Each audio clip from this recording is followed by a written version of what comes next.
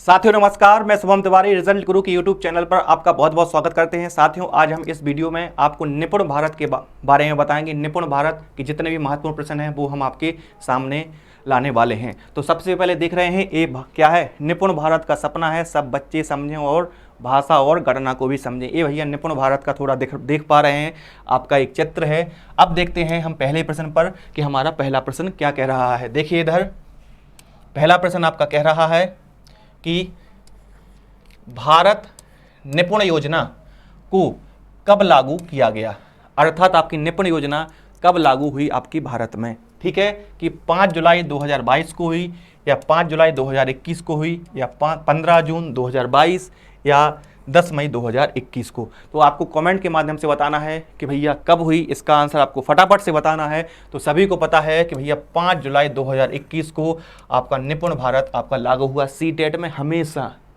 जब से लागू हुआ है हमेशा आपके 1 से 2 नंबर हर सब्जेक्ट की पेडागोजी में आपके आते हैं, चाहे हिंदी हो, सीडीपी हो, कोई भी आपका हो, आपका मैथ भी हो और ईवीएस भी हो, सभी में ये आता है।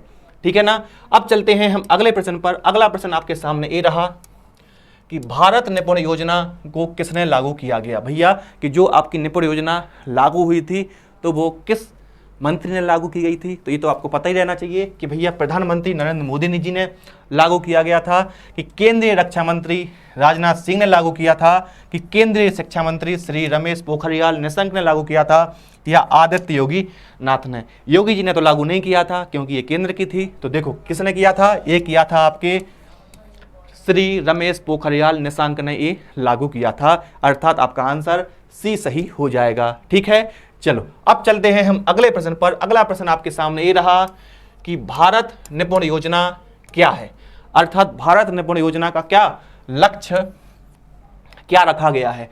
कि भैया ग्रेड 4 के अंत तक मूलभूत साक्षरता या ग्रेड 3 के अंत तक मूलभूत साक्षरता और संख्या गणना का लक्ष्य, या ग्रेड 5 के अंत तक मूलभूत साक्षरता और संख्यात्मक, या ग्रेड 7 के अंत तक मूलभूत साक्षरता और मिशन। इसका आंसर क्या है जल्दी कमेंट के माध्यम से बताना है। तो सभी को पता है कि भैया ग्रेड 3 के अंत तक मूलभूत साक्षरता और संख्या गणना का लक्ष्य रखा गया है, अर्थात आपका आंसर बी सही हो जाएगा। ठीक है, अब चलते हैं अगले प्रश्न पर। अगला प्रश्न आपके सामने ये रहा कि भारत निपुण योजना का उद्देश्य है कि नौकरी के अवसर उपलब्ध करवाना, या छात्रों को नौकरी देना, या छात्रों के लिए स्वास्थ्य सुविधाएं देना, या आधारभूत साक्षरता एवं संख्यात्मक ज्ञान को छात्रों के अंतर्गत विकसित करवाना। तो भैया ना तो नौकरी के अवसर प्राप्त करवाना है और ना ही नौकरी देना है और ना ही स्वास्थ्य की सुविधाएं देना है। क्या करना है, हमें करना है कि भैया साक्षरता किस प्रकार की हो रही है बालकों में, अर्थात आधारभूत साक्षरता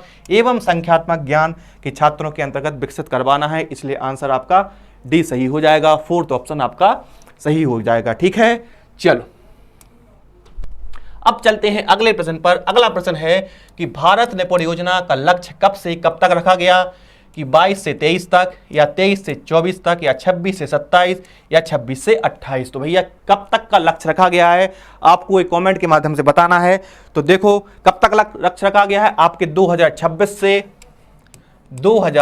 से और 2028 तक आपका ये लक्ष्य रखा गया है, इसलिए आंसर आपका डी सही हो जाएगा। ठीक है, अब चलते हैं अगले प्रश्न पर। अगला प्रश्न है कि भारत निपुण योजना का संचालन किस विभाग के द्वारा किया गया। पेपर में प्रश्न आता है कि जो निपुण योजना लागू हुई वो किस विभाग के अंतर्गत चलती है, शिक्षा मंत्रालय द्वारा, पर्यावरण विभाग द्वारा, संसाधन मंत्रालय द्वारा, या निपुण भारत शिक्षा और साक्षरता विभाग द्वारा।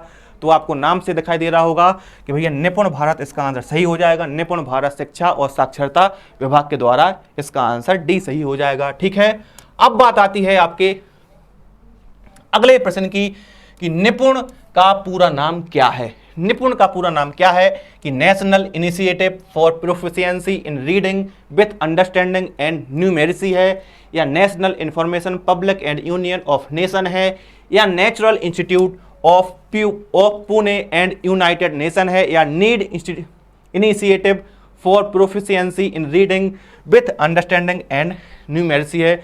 तो आपको इधर दिख रहा होगा कि national initiative for proficiency in reading with understanding and numeracy, आपका आंसर ए सही हो जाएगा। ए इसका फुल फॉर्म है, ये पेपर में आएगा, ये पेपर में आता है, सब महत्वपूर्ण है, सब बार बार आपके पूछे गए हैं।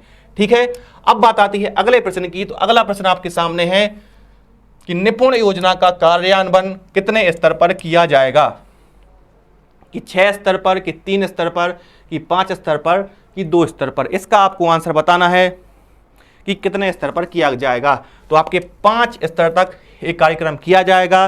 ठीक है, आपका राष्ट्रीय हो गया, आपका राज्य हो गया, जिला हो गया, ब्लॉक हो गया और आपका विद्यालय, आपके ये 5 स्तर आपके हो गए। ठीक है, चलिए अब आते हैं हम अगले प्रश्न की ओर आते हैं। अगला प्रश्न आपके सामने है कि निपुण योजना के स्तर कौन कौन से हैं, कि राष्ट्रीय, राज्य या जिला गांव, या राष्ट्रीय, राज्य या जिला ब्लॉक स्कूल, या राष्ट्रीय, राज्य या जिला ब्लॉक गांव, या अंतर्राष्ट्रीय और राष्ट्रीय, राज्य या जिला ब्लॉक स्कूल। तो आपका 9वें का आंसर क्या है, आपको कमेंट के माध्यम से बताना है।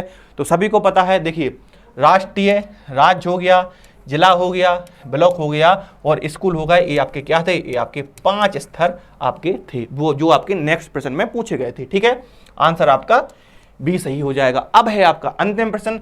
अंतिम प्रश्न आपके सामने ये रहा, क्या रहा प्रश्न, कि बच्चों का आकलन किस प्रकार किया जाएगा, कि केवल शिक्षक के द्वारा किया जाएगा, या मुख्य अध्यापक के द्वारा किया जाएगा, या जिला अधिकारी के द्वारा किया जाएगा, या विभिन्न प्रकार की तकनीकों का उपयोग करके किया जाएगा। तो भैया किस प्रकार से किया जाएगा, तो देखो केवल शिक्षक के द्वारा तो नहीं किया जाएगा, और ना ही मुख्य अध्यापक के द्वारा, और ना ही जिला अधिकारी के द्वारा। तो आंसर आपका 4 सही हो जाएगा, विभिन्न प्रकार की तकनीकों का उपयोग करके मूल्यांकन किया जाएगा। तो अब आपको बताना है कि भैया आपके कितने प्रश्न सही हुए हैं 10 में से, कमेंट के माध्यम से। और रिजल्ट गुरु लेके आया है आपके साथ सीटेट का एकलव्य बैच। अगर तैयारी करना चाह रहे हैं आप तो पेपर 1 है आपका 399 में, पेपर 2 है आपका 599 और कॉम्बो है आपका 699 में। ठीक है, तो आपको कैसा लगा ये सेशन, आपको कमेंट के माध्यम से बताना है और फिर हम आपको नेक्स्ट टॉपिक के साथ फिर मिलेंगे। Thank you.